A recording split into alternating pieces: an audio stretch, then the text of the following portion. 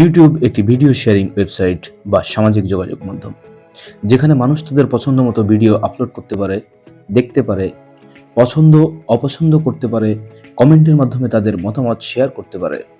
14 ফেব্রুয়ারি 2005 YouTube প্রতিষ্ঠা করেন American e commerce company পেপ্যালের তিনজন প্রাক্তন কর্মচারী স্টিভ চেন, চাড হার্লি ও বাংলাদেশ বংশোদ্ভূত জাভেদ করিম।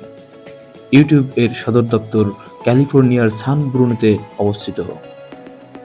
2005 সালের মে মাসে ইউটিউব চালুর কিছুক্ষণ পর থেকে প্রতিদিন প্রায় 30,000 লোক ইউটিউব দেখতে শুরু করে।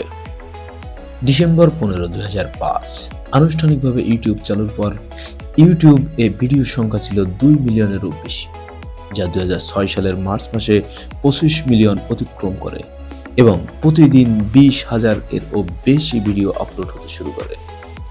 অল্প কিছুদিনের মধ্যে ইউটিউবের ভিডিও সংখ্যা 100 মিলিয়নে পৌঁছে। ইউটিউবের এই সাফল্যের কারণে কোম্পানিটিকে বিভিন্ন অর্থনৈতিক সমস্যার মোকাবিলা করতে হয়, যেমন তাদের হিসাবের চেয়েও বেশি কম্পিউটার সরঞ্জাম ও ইন্টারনেটে আরও ব্রডব্যান্ড সংযোগ ক্রয় করতে হয়। তাছাড়া কিছু কোম্পানি অভিযোগ করে যে ইউটিউবে আপলোড করা কিছু ভিডিও যা কপিরাইট আইন লঙ্ঘন করে। অবশেষে ইউটিউব একজন ক্রেতা খুঁজতে শুরু করে এবং ইউটিউব বিক্রি করে দেয়।